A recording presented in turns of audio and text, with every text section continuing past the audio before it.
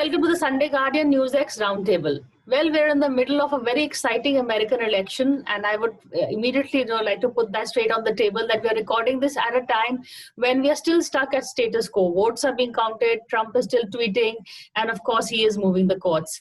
But I think we can safely at this point assume that we can look ahead perhaps to what a Biden presidency might mean for India, and also look back at what the Trump era has been for us, for India and also for Southeast Asia. So I'm joining me on the show is we have Mr. Kanwal Sibal. He is a former foreign secretary and a former Indian ambassador.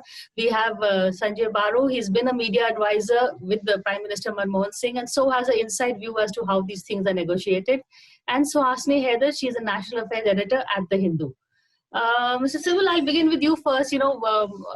First, let's just look ahead. I think we can safely assume that, or at least hope, I would say, that Biden is coming to power. What would that mean for India, especially keeping in mind India and China? I think, firstly, there will be continuity in policy. Biden, for years he was the vice president with Obama, and he has visited India in 2013. He's been actively dealing with relations with India. Even in the nuclear deal, he had a role to play as the ranking member of the Senate Foreign Relations Committee. He was also chairman of the Senate Foreign Relations Committee. So he has a in-depth view of the importance of relations with India.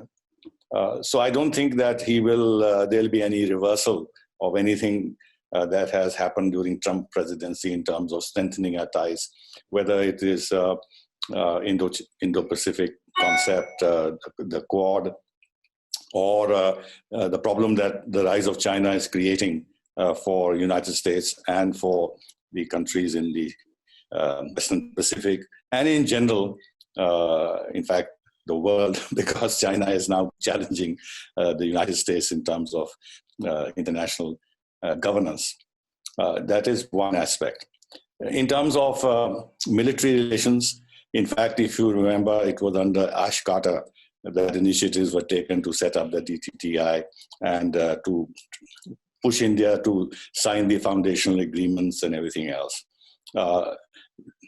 Biden is going to push for US arms sales to India. There is no doubt about it, because that is, in a sense, the bread and butter of US foreign policy in many ways.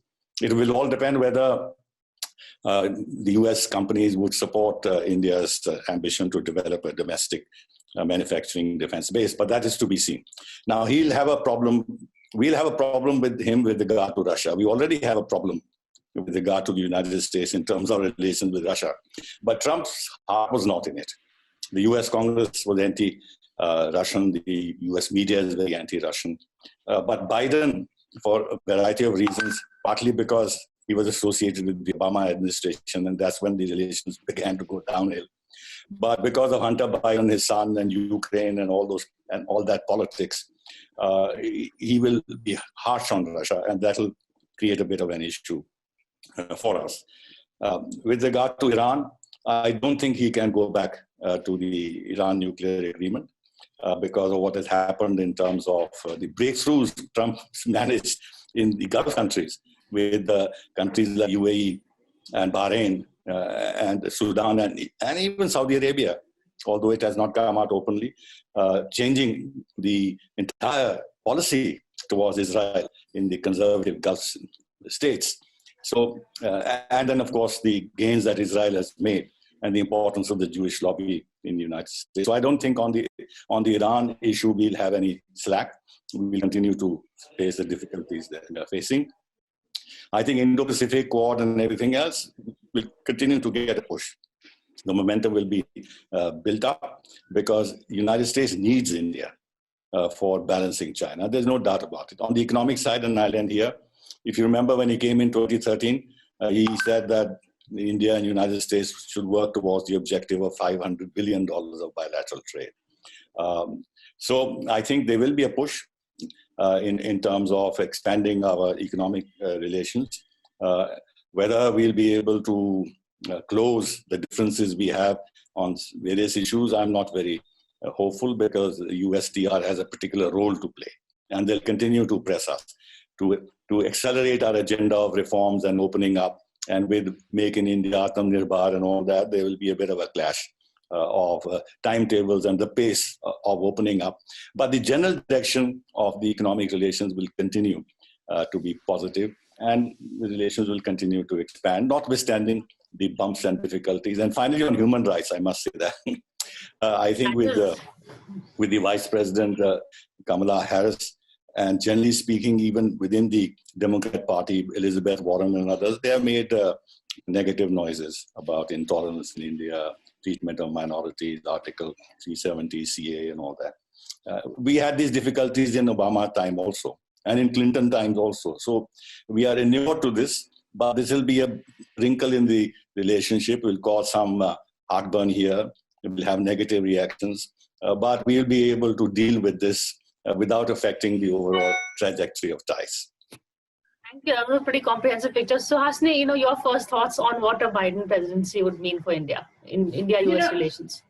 I don't want to reinvent the wheel, and Ambassador Sibal has put it very well. So I do think that in all these areas, we will see a certain amount of continuity when it comes to strategic ties, which are bilateral.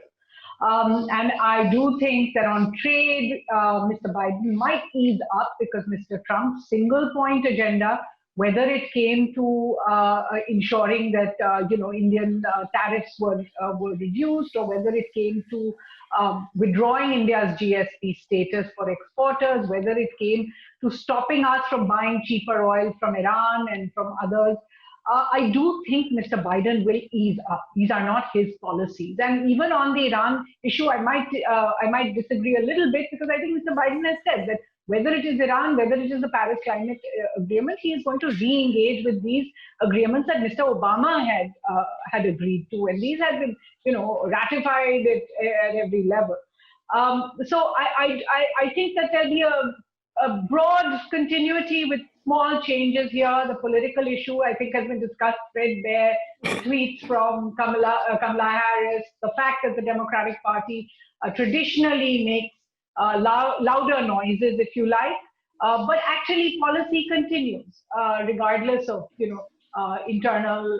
When it comes to internal matters, every country looks at their own national interests. I don't think it matters so as much. But I think we need to start focusing on the world Mr. Trump has left behind. In a sense, the changes that he has brought to his governance of the United States has actually changed the world. Now, whether we can go back to the old normal, if you like, or not, if you'd like to call it that, I don't know. And very broadly, I would say there are three places where we have seen Mr. Trump's action, whether it was, in the best interest of the US or not, actually changed the world. The one place is the US retrenchment from world leadership. We can say all we want about the US getting involved in the Indo-Pacific. This was really an afterthought in the Trump administration. It's not something he started out with. But otherwise, Mr. Trump's era has been marked by US withdrawal from wars like Afghanistan, Syria, Iraq, and all the rest. Withdrawal from UN, multilateral organizations, UNESCO, Human Rights Council, WHO, and then withdrawal from these agreements that the US used to be, US used to be known for, if they signed an agreement, that remained regardless of who came to power.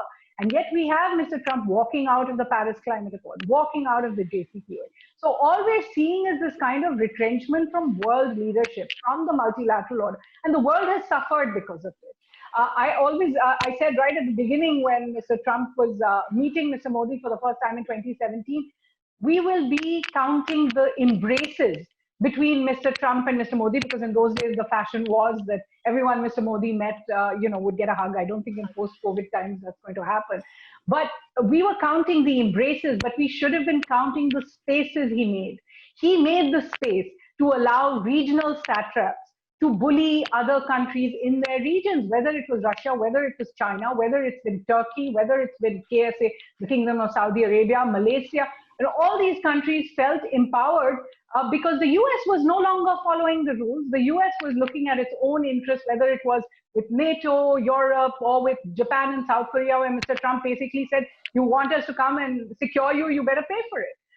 So his transactionalism, in a sense, had made spaces in the world where these countries were able to suddenly become sort of regional warlords, if you like. And we are all suffering for that.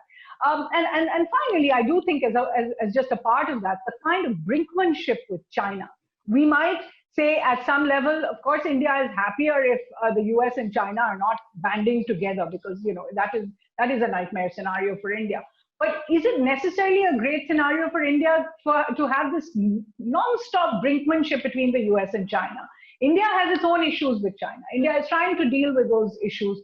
But to have the US parading in the region and coming and making statements about China, when actually speaking, eventually, regardless of what the US does for us, we will fight our own battles at the LAC, at the 3,500 kilometer boundary. I think those are things to think about, that the broad impact of the Trump era, the Trumpian era, if you like, on the world, is going to see, a lasting impact. Now, whether it can be reversed or not, the next few years will tell us. That is true, Dr. Baru. In fact, as they say, the fact that the margin between Trump and Biden is so narrow shows that, Trump may win or lose, but Trumpism is certainly here to stay, is what, people are saying. So is that the source of worry? Well, I think that's an extremely important factor that we will have to take into account, that unlike most transitions in the past, I mean, in the recent history, I would say probably last 50 years, unlike most transitions, this is the first transition where we are seeing the losing president is going to continue to have a certain role in American policy. Trump has got almost 50% of the vote. He is not the kind of, he's not like Jimmy Carter, who lost the election and went home. No, he's going to be around. And his views are going to be around. They're going to be paraded across the US. So Joe Biden cannot ignore the views of his predecessor in the policies he pursues. I think there's a fundamental change in American domestic politics, which we cannot ignore. To imagine that Biden will start on a clean slate and then he can do what he likes, I don't think is a correct estimate of American politics today. In fact, I was hearing some discussions on American television where there is already speculation whether Trump will go for a second term in 2024, because he can, according to American law, he's eligible to contest again. So will he come back? Will he remain in the public space as someone who can challenge Biden? Because Biden is old, he may not be able to get a second term. So, I think the nature of the transition that is happening or going to happen in the next couple of months in the US is very different from the past. That's the first thing we should remember. Second, as Indians, we must remember that the Indian-American community in the US is sharply divided. There was the pro-Trump voter and the pro-Biden Kamala Harris voter. It's ideologically divided. And the Indian-American politics, which Modi tried to exploit by, in fact, in a sense, getting involved in American domestic politics, that's going to come back to bite us. It's not just the traditional democratic focus on human rights. It's not the traditional democratic focus on the region, which, as Mr. Sibal very correctly said, even in the past we've had to deal with. But I think what we are now going to see is a very different kind of American interest in the region. There will be a lot of pressure on President Biden and Vice President Kamala Harris from Indian-American communities who've been keeping quiet to take tough positions vis-a-vis the BJP government in India. And they will not be able to ignore those.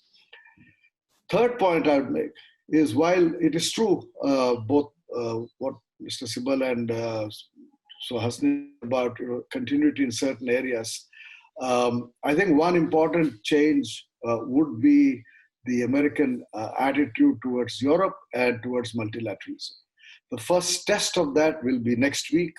We'll have to wait and watch what position the US, because President Trump is still the president, takes in the WTO on the election of its Director General.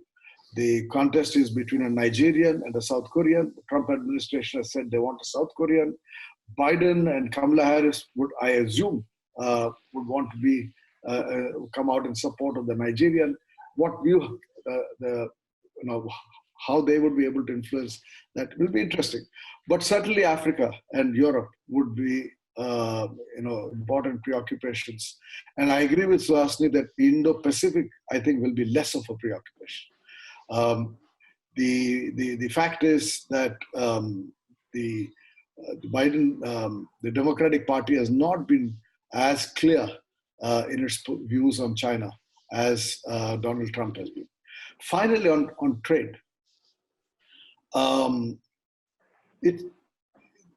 the fact is that Biden, if he has won with the narrow majority that he has won because of a certain level of disaffection about the COVID, the treatment of COVID, the loss of jobs, etc. In fact, if you remember 1 year back, everybody was saying that Trump will come back because the American economy was doing well. The jobs were, employment was increasing. What we have seen in the last 10 months is a sharp decline in employment because of COVID and because of lockdown and because of the negative impact of COVID on the economy. So jobs will be important. And given that jobs would be important, particularly with Trump breathing down Biden's neck, he cannot afford to be lax as far as countries like China and India are concerned, given the kind of pressure that the US has been exerting on us on trade. So I don't expect too much space on trade. The Biden administration may be a little more gentle, less abrasive. I mean, Trump had this character, Lighthouser, who was quite a difficult chap to deal with. It's possible that the Biden administration would be softer in its touch, but substantially, I don't see any change in their priorities as far as opening up the rest of the world to American trade is concerned. So I'm happy for the United States that Donald Trump has lost. I'm happy for the people of America that Biden is the president. But I'm not convinced that what we are going to see as far as India is concerned is a significant change. If anything, there would be pressure on Biden, as I said, from the Indian American community itself, but certainly from liberals, given the track record of the Narendra Modi government at home. I think there would be some pressure for us to set our house in order, and we should set our own house in order. I mean, the kind of things that have been happening in this country in the last year or so are not good for India. Suhasini nodding on that point. We're going to take a break and come back and continue this conversation, and also, take a more specific look at China also, how Biden would behave towards China. Is that good for India or not? Today we are discussing, the impact of the US elections on India specifically, and Ambassador Sibal, on the China, equation, where, it is being said that while Trump was more aggressive towards China, Biden may try and work out a sort of a coalition of democracies to take on China, which, where does India stand in this? See, Obama and Modi had signed the joint strategic vision for the Indian Ocean and the Asia-Pacific regions. So let's not forget that. The initiative for the Indo-Pacific, what became later the Indo-Pacific, came from the Obama Democratic administration. So whether Trump was interested in it sufficiently or not interested, the dynamic was already there. And they have now renamed their Pacific Command as the Indo-Pacific Command. And with the China threat looming, and let's not forget, if there are so many deaths in the United States, it is. I think in this society, not only in the United States and elsewhere, this generation will never forgive China for being the source of this virus and how it has totally destabilized the world. So the depth of anger against China will not allow Biden much room. And therefore, the centrality of the China challenge will not get obscured.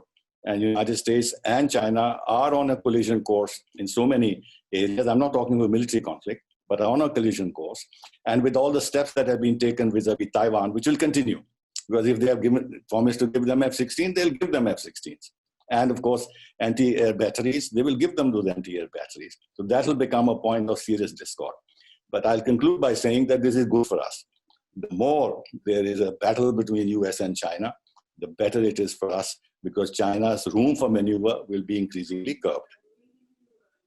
Actually, just to come back, not the China question so much as the we've never seen America so divided, or the divisions have really come out on showcase during this election.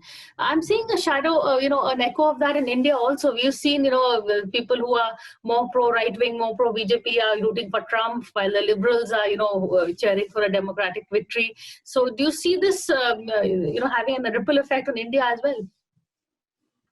In terms of the election, on our election, yeah. I think, Mr. Trump and Mr. Modi both represent the success that we have seen over the past decade of populist forces. What is populism? It's not a bad word. It's basically a sort of reach out to the majoritarian populations of any country, and essentially works on the ideas of the broad themes of, a certain amount of anti-immigration, a certain amount of anti-plurilateralism, if you like. These are seen in many countries, not just America and India. We've seen them across about 25 countries around the world where democratically elected populists have come to power over the past decade. So if Mr. Trump is facing a challenge in the US, that tends to be perhaps, there are global trends that India may or may not be a part of. But I do think that there was, as you said, that there was a hope that Mr. Trump would win amongst our ruling elite over here, because there was a sense that we've come to understand Mr. Trump, or come to have a working relationship with Mr. Trump. And what Mr. Trump did over time, although there were a lot of gaps where he mimicked Prime Minister Modi, where he'd go to the press and talk about private conversations he'd had on China or Pakistan, or that weird entire conversation he claimed he had with Prime Minister Modi on mediation in Kashmir. So we've learned to sort of put those under the carpet, or what he said on HCQ, the threat he issued India, or how he spoke about the Harley-Davidson issue and the lowering of tariffs.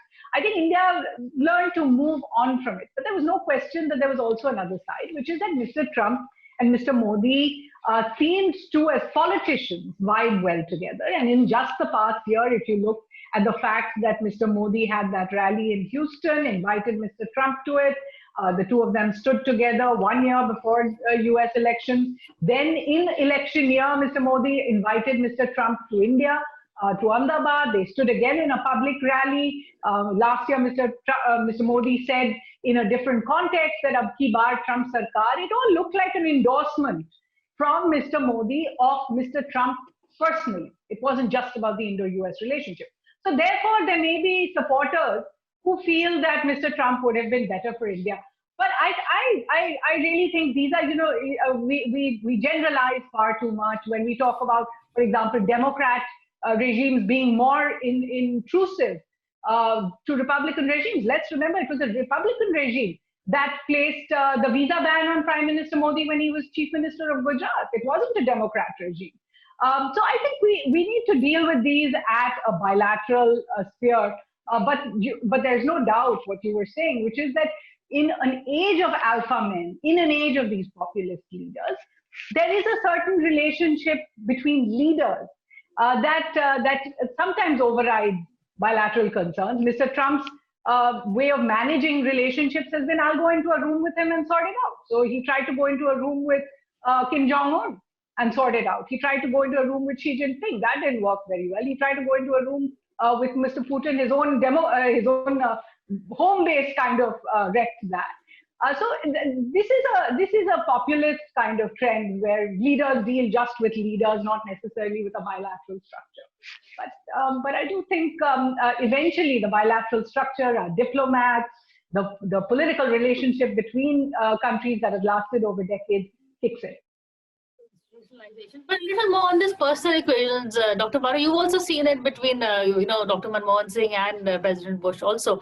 So that adds to the whole equation, doesn't it? And that's what's going to come against us if Biden wins, because we've already had Prime Minister Modi saying, "Ab ki baar Trump sarkar." That's been noted by the other side. Well, look, I mean, personal equations have some kind of a role in terms of easing the atmosphere for a dialogue, but I don't think they're fundamental to the relationship. But I think the most important change that has happened as far as the United States is concerned is that foreign policy has become ideological. And the same change has happened in India. Till before Trump, till before this populist era, foreign policy was defined more by national interest than by ideological interests. But there is, of course, apart from the fact that the Cold War, it was all about anti-communism, there was an ideological element. I'm not denying that. But I think in the India-US relationship, there was a bipartisan kind of consensus, as Mr. Sibal has correctly said, across Democratic and Labour Republican parties in support of India. But there is no denying that President Trump and Prime Minister Modi injected an ideological element into the relationship. And there is also no denying that President Biden and Kamala Harris are ideologically on the other side of Donald Trump. And American politics has become ideological. The most important outcome of the current election is to show how sharply ideologically divided the United States is. American politics were not that ideologically divided in the past. There are a variety of factors that function, but ideology of the kind we have seen in the Trump era was not such an important factor in the recent past, at least. And to that extent, I think we need to re-examine the way in which we will relate to the United States. We did reach out. I think Suhasini has correctly said we did go beyond I would say, the boundaries of what is diplomatically acceptable when we invited President Trump to Ahmedabad and had that huge howdy, whatever that rally was called. You are taking political positions in an election year. And there are many other examples I can give. I don't want to take your time. So therefore, I think the managing this transition, if I were an Indian diplomat today, I would pay attention to managing the transition to the new regime in the United States. They think differently. It's not just one set of black suits leaving the State Department and White House and another set of black suits coming in.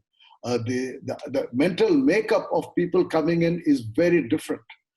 And to the extent that we have become an ideological nation in the way in which we have behaved at home and with many of our interlocutors, this will be an important element. And therefore, Indian diplomats would be well advised to look at how to deal with what kind of messages we put out to the new administration and how we cover up for some of the excessive Trumpism in our own country in the past year. Good point. As we wait for US to make up his mind, this is a very interesting conversation on sort of a roadmap ahead in dealing with the US. Thank you all for taking part in this, and of course, thank you all for watching this show. Thanks a lot. Thank you. Thank you.